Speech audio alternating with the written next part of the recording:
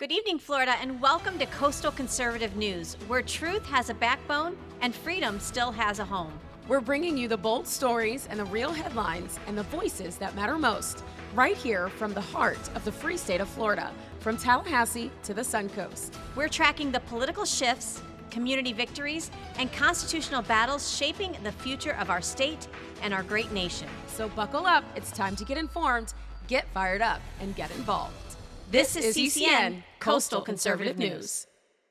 Good evening, Florida. I'm Allie. And I'm Michelle. Thank you for joining us tonight on Coastal Conservative News, a holiday week that should have been about family and celebration, but it was actually, Allie, marked by tragedy. Yeah, in our week in review, we're breaking down a disturbing surge in teen violence, young lives lost on Christmas night, and New Year's Eve, including an incident, teen who was caught in a crossfire in Florida, on a Florida beach. Wow. We'll also look at what families need to know right now from what is being reported as a rising flu and RSV activity. I think they're going to like our segment, though, Allie. To growing wildfire risks during one of Florida's driest winters in recent memory. And I was actually thinking about this on New Year's Eve as I'm listening to all the fireworks, and I'm like, everybody was on a drought, but like nobody in Florida was listening to like the No Burn Ban. Everyone was like, we're going to do what we want because we live in the free state of Florida. Pop, pop. And all the fireworks went out. It was great. Then we have in Political Pulse, we will take you behind the scenes where Governor Ron DeSantis is quietly setting the tone for 2026. I don't know about quietly. I think it's quite loud. But with power moves that will shape law enforcement, education, and your tax bill. Yes, and we'll explain the coming showdown between the state and local governments as Florida's Doge audits, a big boogie. I know, right? Move from reports to real consequences that could directly impact homeowners. This is the news that matters to you. That's right. You're watching Coastal Conservative News. Let's get started.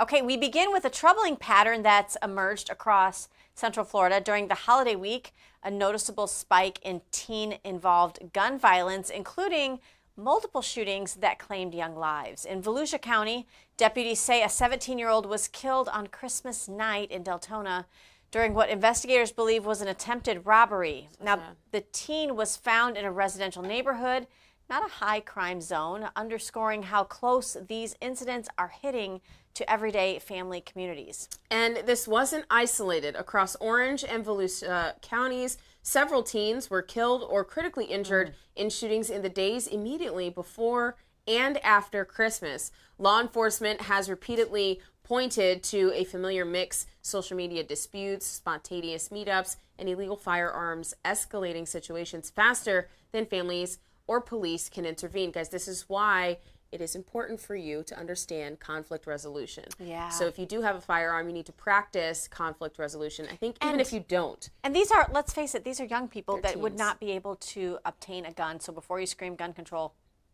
we already have laws in the books for that. But I agree. And social media has made this harder and easier in some ways for people to say things and have it escalate before you even meet face to face. And that's why these investigations are important, to figure out, are they gang related? Is it a challenge on social media? Is it a nefarious group targeting teens? You never know. So that's why we're hopeful. And if I could say this, if this is what's happening while they're off school on school break, what is happening in schools? I know. It's quite scary. Now, what makes this especially difficult is that these are not hardened criminals. They're teenagers, you guys. Many still live at home, whose lives are ending or changing forever in moments of reckless decision-making. Yeah, another devastating story unfolded in Broward County, where authorities say a pregnant woman was fatally stabbed during a domestic dispute in Oakland Park. Investigators later revealed there had been prior conflict and warning signs. A painful reminder that domestic violence often escalates silently before it becomes deadly. We need to see some revamping of our laws on what it takes to actually get a restraining order.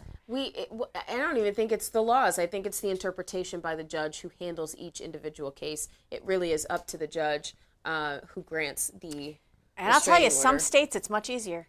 It's you get the instant protection while they go through the process. Holiday stress is probably a contributor. Financial pressure and substance use often intensify. around already volatile situations, which is why community awareness and early intervention really matter so much during this time of year. Absolutely. And as the calendar turned to New Year's Eve, tragedy struck again, this time on Fort Lauderdale Beach, where a 17-year-old was killed after being caught in crossfire just before midnight. Police say the teen was not believed to be involved in the altercation that sparked the gunfire. It's a heartbreaking reminder that large holiday crowds, tourism surges, and public celebrations bring unique security challenges, and that innocent people are too often the ones saying and paying the price. Pay the price, absolutely. Well, turning now to the broader rhythm of life here in Florida, this week holiday travel was nothing short of historic. AAA projected record-breaking year-end travel nationwide, and Florida was once again at the center of it all. Orlando, you probably felt it on the roads, right? Yep. Orlando International Airport alone expected more than 3 million passengers between Christmas and New Year's, with Miami and Fort Lauderdale not far behind. That's a lot. That kind of volume puts real strain on airports, roadways, and law enforcement and hospitality workers. But it also brings in significant economic boosts to small businesses, restaurants, hotels, and service workers across the state. And for many Florida families, this season is a balancing act, welcoming visitors, managing traffic and crowds, and still trying to preserve the sense of home and tradition that makes these holidays very special. Absolutely. And amid all that movement, guys, Florida's local communities continue to shine, from small town Christmas events, which are really charming, and it got cold enough to kind of dress a little Christmassy, you know, to neighborhood gatherings, church services, and volunteer efforts that rarely make headlines, but they do form the backbone of civic life here in our state. Absolutely. All right, this week, instead of focusing on seasonal illness updates and all that fear porn that they're going to tell you about flu and whatnot, we're stepping back here at CCN to look at a much bigger and increasingly urgent conversation: Make America Healthy Again, often referred to as MAHA. This movement isn't about quick fixes or lifestyle trends. It's about asking a fundamental question: why are Americans spending more on healthcare than ever before and getting sicker at the same time, Ellie? Right. MAHA is drawing attention to the systems behind chronic disease, especially the role of ultra-processed foods, chemical additives, and a medical model that prioritizes treatment over prevention. Roughly 60% of the American diet now comes from ultra-processed foods. At the same time, childhood obesity, diabetes, autoimmune disorders, and behavioral diagnoses continue to rise. MAHA argues this isn't a coincidence. It's a system built for convenience and profit, not long-term health. You mean like making customers for life? Yeah. I could keep going. Okay. Yes, exactly. I love this. Another core issue in the MAHA movement is medical freedom and informed consent. Absolutely. Families across Florida, especially parents, are demanding transparency. We should know what's going into our children's food, but also what's being injected in our bodies. They want to understand risks, alternatives, and long-term impacts before making medical decisions. They're not rejecting medicine. They're rejecting pressure, shortcuts, and a one-size-fits-all for answers. That's right, and this isn't fringe. This movement is being driven largely by parents, moms in particular, who are comparing notes, asking better questions, and pushing back on a healthcare culture that often treats patients as passive participants instead of partners. So in a state like Florida, where parental rights and individual liberty are deeply valued, MAHA isn't just a health issue. It's a governance issue. Yeah, that's right. Keep it here on CCN for more of that, guys. That is going to be our new segment. It is. Love it. You're not going to hear it anywhere else. You're going to hear all the MAHA news and all the breakdowns, and it's going to be just for you guys. Absolutely, guys. Florida officials are also, guys, sounding the alarm on an environmental issue that doesn't always get national attention: wildfire risks. And we're not talking about California. Right here in the state of Florida, the Florida Forest Service says the state is experiencing one of the driest winters in recent memory, with conditions expected to persist until early 2026.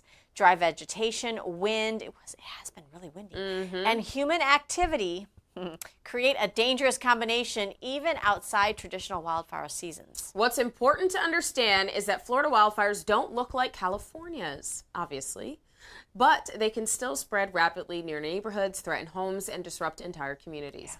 State and local agencies are urging residents to avoid outdoor burning, properly extinguishing cigarettes. Or don't smoke them at all, Mama. And stay alert, especially in rural and wooded areas. She's going to hit me under the... I'm going to feel it. No. Meanwhile, along Florida's coast, red tide monitoring continues, with some counties issuing localized health advisories early in December, while others reported no active impacts heading into the new year. The key takeaway for families is that red tide is highly localized. Yeah. Checking county-level updates matters far more than statewide headlines when planning your beach visit or outdoor activities. All right, I think we're going to sports now. Yes, we are. Now to sports. Are you guys ready? Where Florida teams gave fans plenty to talk about during the holidays. The Florida Panthers delivered a statement win on December 23rd, rallying with 5 unanswered goals to defeat the California Hurricanes. It was a momentum-shifting performance that reinforced why the Panthers remain one of the most exciting teams in the league. All right, the Panthers also found themselves in the national spotlight again on New Year's Eve after their forward, Brad Marchand, avoided supplemental discipline for an overtime elbow that sparked debate across the NHL. Love him or hate him, it's the kind of moment that fuels conversations and intensity. And is this hockey or is this UFC? What's happening? Is this Capitol Hill? I don't know. But as the season heats up, keep it tuned here. You know, we cover a lot of politics, Allie, and the thought of throwing an elbow occasionally is they do it in Parliament. Pulling hair and slapping each other with gloves. We don't know. Who knows? I don't know. College, they used to have duels. They did. Should we bring that back? Oh, my gosh. Should we bring that back? Maybe. College football also kept Florida front and center. The state hosted major postseason matchups, including the Orange Bowl, where Florida teams and Florida venues continue to play a major role in the college football playoff landscape. Guys, yes, it's beyond exciting. The games themselves, these events bring major economic activity from hotel bookings to security staffing, reinforcing Florida's place as a national sports hub. Absolutely. And, you know, we've been a sports hub for a while. You think about all the spring training teams, all the teams that come to Florida. And I seriously can't believe that Miami won against Ohio State. There are some people in their feels about that, just saying. What? I think I ran into all of them. Miami beat Ohio State. I was like, hold on. We're entering 2020. This is going to be a new year. Benito a Miami is all I'm going to say. Florida is the best. All right, you guys. That is your week in review. And when we come back, we're taking it local with Raj Dorswamy, who joined us for Suncoast Community, giving you the stories and the people and the events right here along the Gulf Coast. Thank you, guys. We'll be right back. They told us to sit down, shut up, and trust the narrative. We said truth doesn't whisper, it shouts. At Open Mic with Allie and Michelle, we're bringing you real news, bold voices, and grassroots firepower every single week. That's right, unfiltered, unafraid, and unapologetically American. Because this mic is always open. All right, welcome back. Now it's time for our Suncoast Community segment with Raj Dorswamy.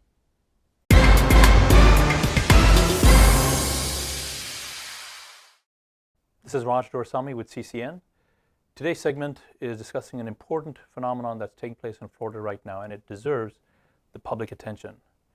Despite widespread public concern, there is still significant resistance within Florida's political leadership to taking meaningful steps to prevent non-U.S. citizens from voting here in Florida. Here's why that matters. A recent executive order from President Trump made the federal SAVE database available to states at no cost. This database contains information that can help distinguish U.S. citizens from non-citizens. This executive order is on top of the fact that election officials can also cross-reference voter registrations with the Florida Driver's License Database. The Florida Driver's License Database already identifies who is a citizen and who is not a citizen. That means that Florida election officials could use these two measures immediately to identify non-citizens who are already on the voter rolls or who attempt to register in the future. Now, this proposal outlining these ideas was formally presented to Florida's Secretary of State, the Florida House, the Florida Senate, and the Republican Party of Florida's, as well as the Florida Supervisors of Elections, FSE. And yet, what people are being told, the folks that are advocating for these changes, is that there is not enough support to move this into legislation. Why? Because they argue that non-citizens who are voting is not a significant risk. But there are key facts that are routinely left out of that discussion. And you hear this when you hear your legislators that are in this conversation speaking. What they're leaving out is that in Palm Beach County alone, that's just one county, more than 300 non-U.S. citizens were recently removed from the voter rolls. But there's a gap here. The critical gap is that the election officials are not reporting these incidents to Florida's law enforcement. Specifically, when a non-citizen is removed from the Florida voter rolls, that information is not reported to Florida's Office of Election Crimes. As a result, when politicians speak to law enforcement say, we have no records of non-U.S. citizens voting. It's a classic example of the left hand not talking to the right hand. They report this not because it didn't happen, but because the data was never provided to them about the non-citizens that have been discovered in voter rolls. Then, these statements made by Florida law enforcement are repeated by politicians who cite law enforcement as proof that there is no issue. It essentially creates a closed loop, one that reinforces the status quo. Now consider this. A whistleblower provided proof that our own Department of Families knowingly solicited non-citizens to register to vote. And the Trump Department of Justice obtained voter rolls from 4 different states and found that thousands of non-citizens were registered to vote. Not hundreds, but thousands. News reporting indicates that Florida was not meaningfully included in that review by the Trump administration. According to reports, Florida provided only the public version of its voter rolls, a version that lacks the detailed information necessary to cross-reference voter registrations within the federal databases. A public request that has been submitted to determine whether or not Florida fully cooperated with the DOJ, and if so, how many non-citizens may have been identified here, has not been responded to as of yet. Yet legislators are repeatedly told that federal action is required before Florida can do anything.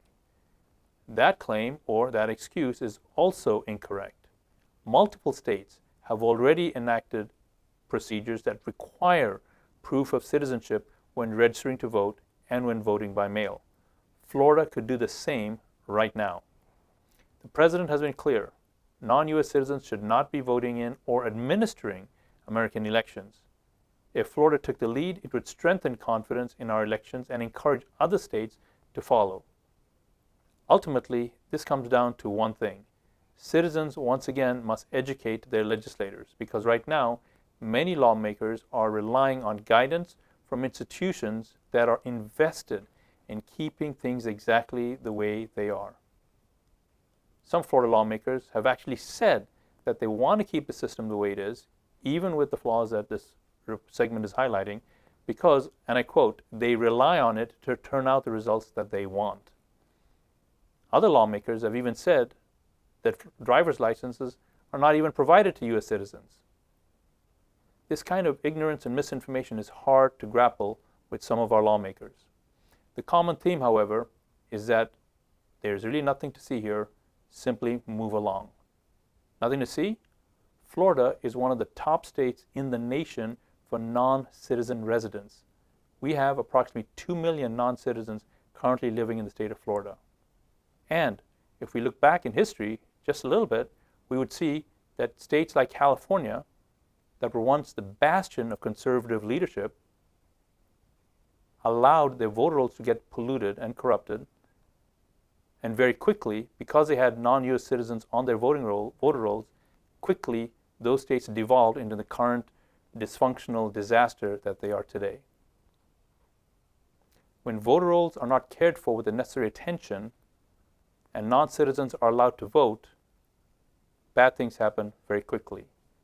And it's arrogant if our politicians somehow think that we are immune from the same things that have plagued other formerly red states. Back to you, Ali and Michelle. Thank you, Raj, for that great reporting. Stay with us. Political Pulse is coming up next, right after this. They call masculinity toxic, but the truth is, God calls it sacred. My name is Camden Beddinghouse, and I've seen how the world takes what God meant for us as men and turn it into this thing called toxic masculinity. I wrote Fearless Masculinity because my generation's been lied to. You know, we've been told to sit down, stay quiet, and apologize for being men. This world doesn't need weaker men. It needs men who are willing to stand up and become fearless. Men who protect their families, serve their communities, and live without fear. Fearless Masculinity is a roadmap to discover who God truly made you to be as a man. It's about rediscovering purpose, building courage, and stepping into who God truly calls you to be. If you're tired of being called toxic just for being a man, and you're tired of shrinking back, tired of silence, this book is for you. Are you ready to step up? If you are, go to CamdenBeddinghouse.com to get more information and become a fearless man of God. Now, as we turn to Political Pulse, where we slow the pace, step back a little bit from the noise, and look at how power is actually moving in Florida right now. Now, because while the holidays tend to quiet public debate, they're often when the most consequential groundwork is quietly laid. Yeah, well, some households don't talk about politics. Some, if you would like more food for yourself, just bring up MAGA. That's exactly what we saw this week. Not flashy press conferences or sweeping announcements, but strategic positioning across the governor's office, the attorney general's office, the courts, education policy, and government accountability. Let's start at the top. Let's go. You ready?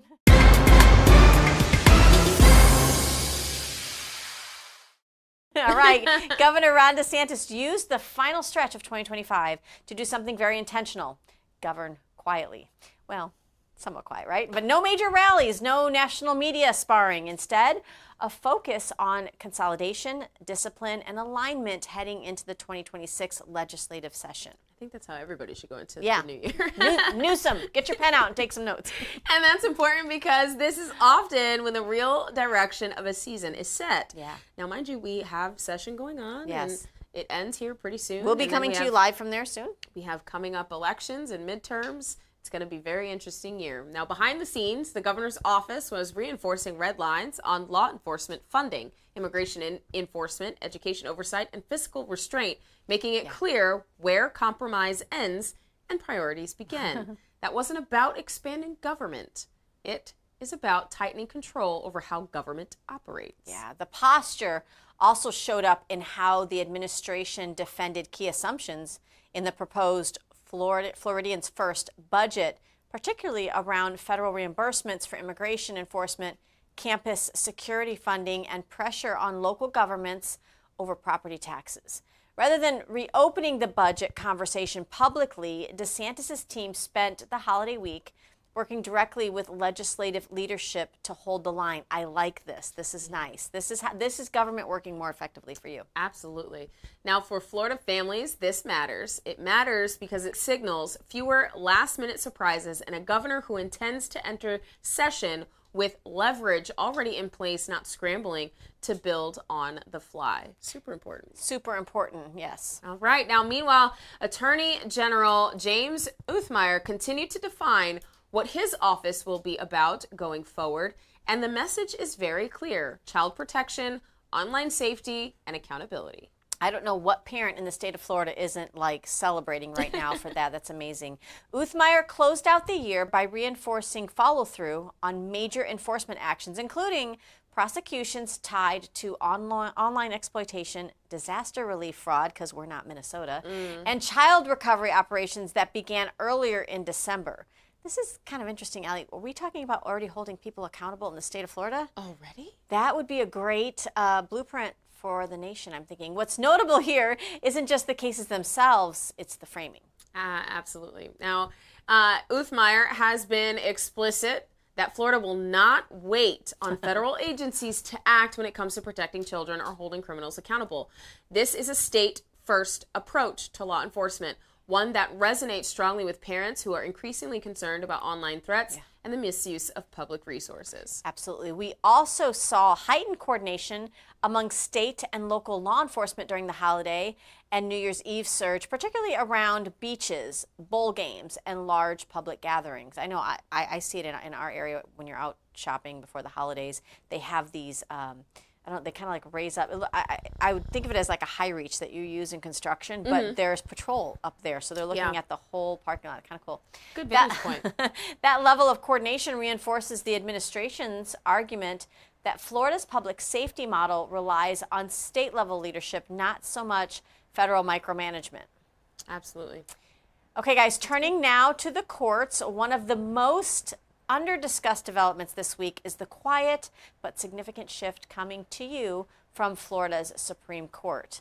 With the departure of Justice Charles Kennedy, Governor DeSantis will once again appoint a new justice, further cementing a conservative, textualist majority. We like that here.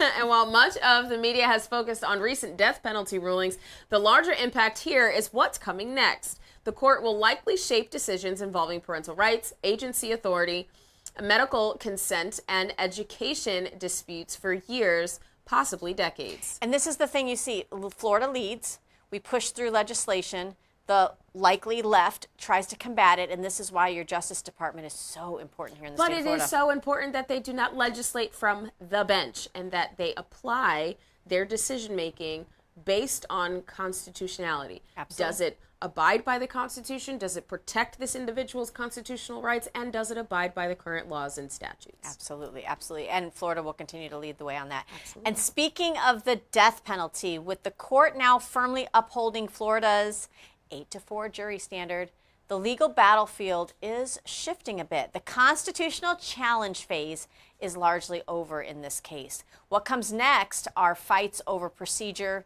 jury instructions, sentencing mechanics, and appeal timelines. Now that matters for victims, families, prosecutors, and the legislature alike. It means faster case movement in some instances and renewed pressure on lawmakers from opponents who now have fewer judicial avenues left. Absolutely. Shifting gears to educational policy, which also entered a quieter but critical phase this week. The debates over curriculum are no longer about passing standards. Those fights have largely been won. Yep. The new battleground is implementation. Yay. Very important. that includes how anti-communism history standards are taught, how civics instruction is enforced, and whether school districts fully comply with parental transparency requirements. The challenge now isn't ideology, it's consistency. That's important. And higher education remains a pressure point. Yeah. The state's ongoing scrutiny of New College of Florida continues to raise difficult questions, even among conservatives. Supporters see it as a necessary cultural reset. Critics worry about cost per degree metrics and sustainability. Yeah, the internal tension matters because it will influence how aggressively Florida reshapes other universities and how lawmakers continue to argue for fiscal restraint while pursuing ideological reforms. And I want to say, as somebody who lives literally in the backyard here of New College of Florida, a lot of these students weren't even getting any kind of testing norms. Right. There were not, were they graduating? Were they forced to show up to class? So when you have this kind of shift, there's going to be growing pains. I think it's a good thing to watch. It is your tax dollars that were already funding New College, so you need to tune in and keep an eye on this. Finally, we come to what may be one of the most consequential and least flashy power struggles heading into 2026. Government accountability, AKA a budget. You all live off of it. Yeah. And it's time that our state and local governments do too. CFO Blaise Ngoglia and the Department of Government Efficiency, known as DOGE, are now moving from audits to an enforcement-style policy proposal. Those proposals would penalize excessive local spending, limit tax increases, and require faster compliance with state audits. Local governments are pushing back hard, arguing this threatens emergency reserves and long-term planning. State leaders argue the opposite, that the unchecked local spending is exactly what's driving property taxes higher for families, and they literally prove it in all of their documentation. And I'm just going to say, so whether it's county commission, city commission, or even school board, I have never known a body of government to be given more money and for them to come back the next year and ask for less. Yeah. So this is why it's important. Nobody wants to sidestep home rule or the fact that our local governments need money from you in order to give emergency services and thrive. But guys, government needs to be reined in, and I think Florida needs to lead the way on this. This isn't just about a budget fight. It's a philosophical one about whether accountability should flow downward from the state or upward from local governments. I think it actually goes upward from the people, and we just elected a legislature and we're hoping they do the right thing. Right. And the outcome will directly affect school budgets, county services, and household tax bills. Now, we're also seeing courts reinforce a consistent message: transparency still matters, even when projects are politically unpopular or popular. Yeah. Sunshine Law challenges and public process lawsuits continue to move forward, signaling that Florida's accountability standards apply across the board. Yeah, absolutely. So while this week may have felt quieter on the surface, the reality is Florida's political machinery was very much in motion. Executive authority was consolidated, judicial groundwork was reinforced, education policy shifted from debate to enforcement, and accountability efforts moved closer to real consequences. Yeah, these are the moments that shape what happens next, long before most people realize the direction has already been set, and it's important right now because we are gearing up for legislative session. Absolutely, and that's why Political Pulse exists, to connect the dots just for you. That's right. So for Coastal Conservative News, I'm Michelle. And I'm Allie. Stay informed, stay engaged, and we'll see you next time. All right, guys, that's it for us here on Political Pulse for Coastal Conservative News. Stay tuned because we have Camden Bettinghouse coming up where he gives us Cam in the Moment. Stay tuned.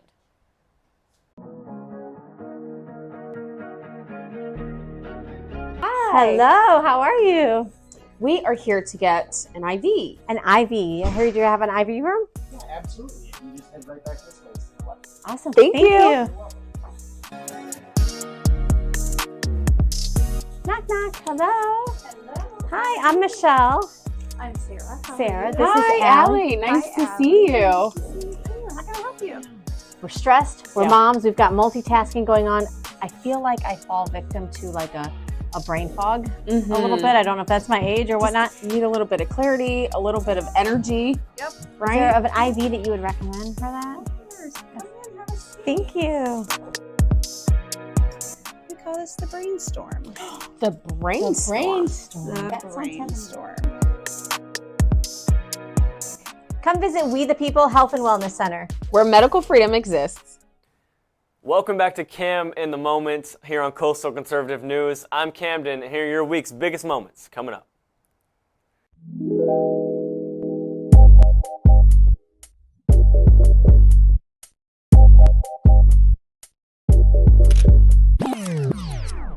All right, guys, welcome back to the segment here. Happy New Year, by the way. It's a great start to the new year. I love January because it's a fresh start. There's so many things we can just refocus, reset, and get going with a brand new slate, because it's not just another year this year. It's a very important year. It's 2026, which means it's the midterms. It's the midterm elections this year, and it's super important that we start now in January. We don't want to wait till August and September, right before November, to get involved and to get educated and understand what the midterms even mean. So today I wanted to go over that with you guys, especially for young people who may never have voted before or want to get involved this time, or maybe if you have kids watching or in your house, you might want to tell them about this as well.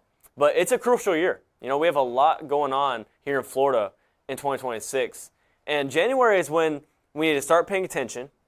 We got to start learning what's actually at stake here, and we got to get strong on our stances now, so you're not lied to by the media, by the mainstream media and social media. You know, there's so many resources and different sources now that it's easy to get false information. You look at how they treat Trump on the national news. It's a bunch of fake stuff, and so we want to make sure we're not gullible to the lies of the mainstream media, and we want to get prepared now, because elections have consequences. You know, we've seen from the New York City mayoral race this past year, 2025, there's a socialist, almost communist mayor in New York City. There's a radical, violent Democrat attorney general in Virginia. If you don't know, they actually made kind of death threats to a Republican colleague and his kids. So elections do have consequences. We got to be very careful who we elect, and we want to keep Florida free, as we've had it the past 4 years, 8 years, we've had a great Governor DeSantis. But as we go into 2026, that's one of the elections that's going to be up on the ballot this year is a new governor. So we're going to have to really be careful and get educated right now because the midterms are coming up. So what are the midterms for you guys that don't know besides the governor race? There's a lot more than just one on the ballot. And a lot of people don't even vote because it's not a presidential race. A lot of people wait until there's the presidential, oh, I am voting because this seems like it matters the most. But sometimes it's the local stuff that even means more than just the presidential race. So in the midterms this year, they will decide who controls Congress, whether a president can actually govern, because we did elect Trump in 2024, but if we lose the House and Senate, the national, in this election, then it kind of restricts what he can do. And we worked so hard in 2024, we don't want that all to go to waste. So we got to be careful there too. But it's also the direction of the country for the rest of the decade, where we go from here. We got to make a crucial decision on who we want in office, both locally and nationally. There's two different sides here that are both up for the midterms. And if you don't vote, you're not giving this president and administration a full fighting chance to fix what the last administration left. So we'll get into the local stuff in a second here, but even in the national scale, we have some big elections coming up. We have some House seats that are going to go up, the governor, like I mentioned, and all of these matter in different ways. But if you care about your country and your state and your city and your county, you got to get involved and vote. That's the only way to put it. And what we've seen from the past is young people really don't get involved very much. And I think that's changing this past few years, especially with Charlie Kirk and all he stood for and influenced all of us so much. But young people must stand up now. We actually are the largest voting bloc in the country. Did you know that? Young people. When we actually vote. Because there's so many young people that actually don't show up. In 2022 midterms, the last time we had midterms in this country, only 23% of Gen Z voted, of young voters. That might even include up till 26, 28-year-olds, 30-year-olds, 18 to 30. A lot of the young people just sit it out, and they don't get involved. But if young people do sit out the elections, we're letting the older generations decide our future for us. And some of the policies passed today will hit young people hard. If you think about it, some of the debt that we didn't create or wars that we may be sent to fight in the future, we want to be careful on that fine line because it's our future we have to defend here. And so if you're choosing not to vote, it's not you saying, oh, I'll just let it happen. You're choosing not to take a stance, to take a side. And sometimes it comes down to good versus evil. And sometimes it comes down to the lesser of two evils and the lesser of one more destructive path, right? And we've actually seen from the last election, we had a huge election in 2024, but 2026 is just as important because voting is actually a duty. It's not just a privilege. I remember in civics growing up in middle school, we learned that it's not just a privilege to vote, it's a duty as an American citizen. And that's the only people that should be voting. I know there's so much fraud going on, but we really want to make sure that we go into this election as secure as we can and using every American citizen to vote. It's your duty because you are defending your future by voting. It's time that we take a stand as a generation and fight to preserve this great nation because too many people don't vote at all. 23%. You know how many conservative Gen Zers there are that are probably looking now that Charlie Kirk got assassinated and they're like, man, maybe now I should get involved. And I think it's a turning point for the country. This is the next election after that huge, horrible tragedy, but we need to do it for Charlie. We need to vote for Charlie. Use your vote to remember him and use that influence he gave you and use it wisely. And I really think we need to learn from 2022 midterms, 2024 general election, and then 2025 even. Because there's been a few different things that have happened in the last few elections. And I know everyone looks at the presidential first, but let's look at 2022. So, like I said, only 23% of young people voted. And we really thought the big red wave would have showed up, and it didn't. There was a lot of elections that weren't going as we thought they would. And so if you think about each seat in the House and the Senate, if you lose one or two, the whole thing in Congress could go the other direction, because you have to have a majority or else you really can't do much. They could do a lot if they do get and maintain a majority, but it's up to us, like I said. But then in 2024, Gen Z men actually flipped for Donald Trump, conservatively. Gen Z is the most conservative young generation in a long time. It really is. And if we don't vote, then we're wasting that. It's not enough just to be excited about it and talk about it like I am right now. We have to put it into action. And that's why I really wanted to take the first segment of the new year to talk about how important these elections are. And 2025 taught us that we got to stop lacking, because there was a few different elections that didn't go our way. And it wasn't the end of the world. Like, there's different ones that weren't necessarily all over Florida, but we can look at other states and say, all right, we got to lock back in and be careful where we go from here, because this is a crucial election, and there's more than just one or two seats up for grabs. There is a whole local election that's also taking place. And that's really what we got to get into here before we go today, is that local elections really determine a lot. I mean, local officials affect your daily life more than Washington sometimes. If you think about it, school boards, city councils, prosecutors, judges, all these things that are local actually decide many of the things that we want to see in our communities. So think about the schools. The school boards decide what's taught in schools and the budget, where the money goes. The local elections decide public safety policies and zoning, houses, taxes. A lot of this stuff, we usually just think about the presidential, but many of the things come down to your county, those very local elections. And if you want change close to home, this is where it starts. It starts right in your county. And I'm talking, I don't care what county you live in Florida. If you live in Florida right now, I don't care where you're at, how conservative your city is, or how liberal your city is. You have to vote to preserve what you want to see right where you are.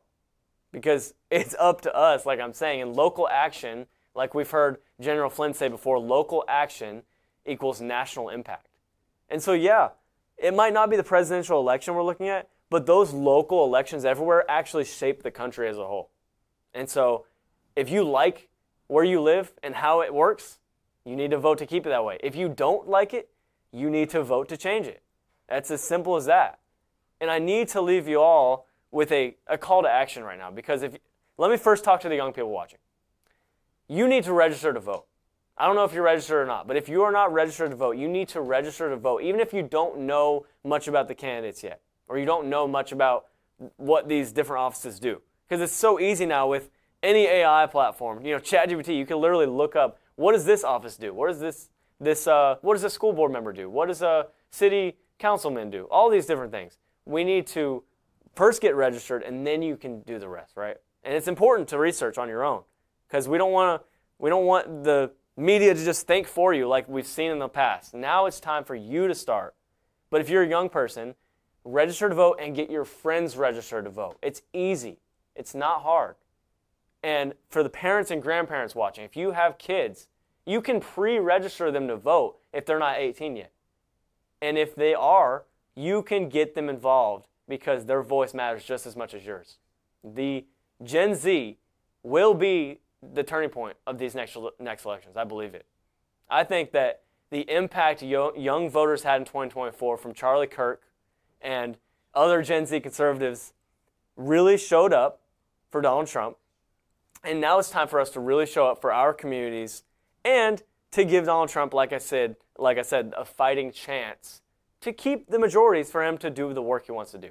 So I'll leave you guys with that. Make sure you start the new year off thinking ahead. I know I could have waited until June or August to start this segment and talk about this, but I wanted you to think about this in the concept of the new year. Think about these elections, because it's going to come quick. So if you get ahead right now and start thinking about who's going to be in office, what you're going to want to vote for, what your stances are now, it's going to be easy when the elections come, and you're going to be shaping the way your community and city and country, all those things together, how they work and how they look.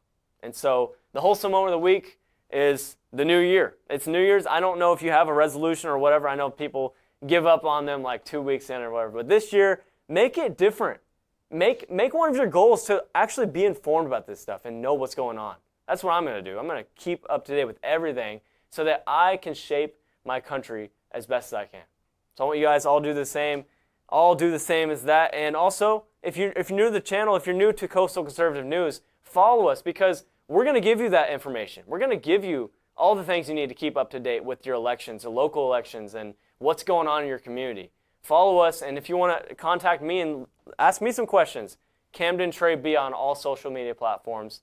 I'll see you guys next week for another segment of Cam in a moment. Have a good day, and don't forget, register. And if you're not registered, do it. It's time.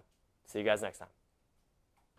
All right, you guys, as we close out tonight, we will shift from all of these crazy headlines to what grounds us in the moment beyond the headlines and politics. We will be giving you Kevin Gamble as he joins us with Faith in Focus. Don't go anywhere. We'll be right back.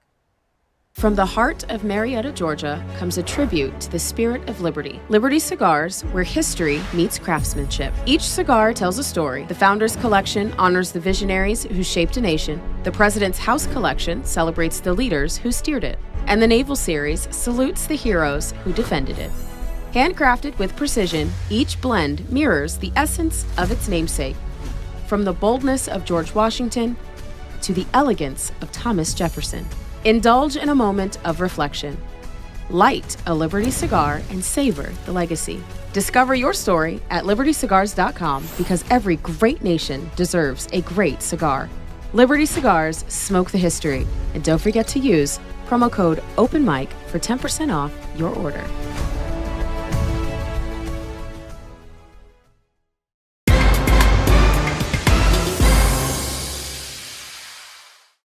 Welcome back to Faith in Focus. Today we're diving into something that bridges the gap between the chalkboards of mathematicians and the sacred pages of Scripture. Have you ever stopped to wonder why 2 + 2 = 4 not just on Earth, but in the farthest reaches of the cosmos? Why the laws of logic hold true whether you're pondering them in a quiet chapel or amid the stars? These aren't just human inventions, they're abstract, immaterial realities that scream of a divine intelligence. From a Christian perspective, they point us straight to the Logos, the eternal Word who orders all things. Stick with me for the next few minutes as we unpack this, drawing on the brilliant insights of philosopher of science Stephen C. Meyer and even a nod to quantum cosmology. Let's get started. You see, logic and mathematics aren't like the chair you're sitting in or the coffee mug in your hand. They're not physical objects you can touch, weigh, or ship in a box. They're abstract ideas that exist in the realm of the mind. They're immaterial, transcending the stuff of atoms and molecules. And here's the kicker. They don't depend on us as humans to exist. The law of non-contradiction, that something can't be and not be at the same time, was true long before Aristotle scribbled it down. Pythagoras' theorem governed triangles in the void of space eons before the first pyramid rose in Egypt. These truths are universal, binding the entire universe in an unbreakable web. As a Christian, this hits me right in the heart of Romans 1:20, where Paul writes that God's invisible qualities, his eternal power and divine nature have been clearly seen from the creation of the world, being understood from what has been made. The laws of logic and math, they're part of that what has been made, etched into the fabric of reality as fingerprints of the Creator. They didn't pop into being with the Big Bang, they predate it, holding the cosmos together like the wisdom of God himself. Now, let's bring in Stephen C. Meyer, whose work in Return of the God hypothesis has been a game changer for me in thinking through this. Meyer argues that the very existence of these abstract entities demands a mind behind the universe. He points out that in physics, we keep discovering how finely tuned the laws of nature are to allow for life, but those laws themselves are mathematical at their core. Listen to this. Meyer writes, the laws of logic and mathematics are abstract, universal, and necessary truths that govern rational thought and the structure of reality itself. They are not contingent upon the physical world or human minds. Rather, they presuppose a rational mind, the divine mind, that grounds them. Think about that. Meyer isn't saying God is just a nice add-on to the equations. He is the foundation. Without a transcendent mind, how do these immaterial laws even fit so perfectly with the material world? It's like the universe is a symphony, and math is the sheet music, but who composed it? Meyer drives this home when he discusses the fine-tuning argument. If the universe is a product of mindless chance, why does it conform so precisely to abstract mathematical principles that no blind process could anticipate or invent? From a faith perspective, it's the world made flesh, the logos of John 1:1. In the beginning was the Word, and the Word was with God, and the Word was God. That word isn't just poetic. It's the rational structure undergirding everything. But let's push this even further into the wild frontiers of modern science. Quantum cosmology, no less. This is where things get really exciting and a bit mind-bending. In quantum attempts to explain the origin of the universe, theorists rely on something called a universal wave function, backed by the Wheeler-DeWitt equation in superspace. Now get this, the mathematical apparatus, this elegant wave of equations, is said to pre-exist the physical universe. The universe, with all its stars and galaxies and you and me, emerges as a consequence of mathematics that was already there, humming away in some eternal now. I came across this insight in Meyer's discussions, but it echoes what the pioneers themselves are grappling with. Not the pop science headlines, but the heavy hitters like John Wheeler and Stephen Hawking. And most people know Stephen Hawking was not a Christian. As Meyer highlights in his book, these models inadvertently flip the script. Instead of matter birthing math, math births matter. And that leads to a profound, almost uncomfortable question. Meyer notes that the physicists at the forefront, like Andre Linde, who pause and say, wait a minute, doesn't that imply, aren't we then saying maybe inadvertently that there's a mind behind the universe? Even Hawking, the great skeptic, tumbled into this realization. He once mused, what is it that puts fire in the equations and gives them a universe to describe? It's a haunting line, isn't it? Hawking's own models lean on these pre-existing mathematical truths to explain the cosmos, but he can't shake the feeling that something or someone breathes life into them. From our Christian vantage point, that fire is the Holy Spirit, the breath of God animating His creation. As Meyer puts it, quantum cosmology does explain the universe, but only by invoking a mathematical structure that stands behind it all, a structure that cries out for an intelligent source, not blind necessity. So why does this matter for us today? In a world that often pits faith against science, this is our bridge. The universality of logic and math isn't cold, indifferent fact. It's evidence of a personal God who loves order, who invites us to know Him through His beauty of His design. It reminds me of Psalm 19. The heavens declare the glory of God. The skies proclaim the work of His hands. Next time you balance your checkbook or gaze at the stars, remember, those truths aren't accident. They're whispers from the eternal mind. That's our focus for today, friends. Thanks for joining Faith in Focus. Until next time, keep seeking the truth. God bless. Thank you, Kevin, for demonstrating that logic and mathematics point beyond ourselves to the intelligent mind, our Creator God. And remember, if there's a story happening in your county, your school board, your city council, or your neighborhood, we want to hear from you. Visit us at coastalconservativenews.com or call our tip line 941-487-7441 to share your tips and your stories. Stay informed, stay engaged, and stay Florida strong, guys. I'm Allie Lachey. And I'm Michelle Posey. And this is Coastal Conservative News. Good night, and God bless the free state of Florida.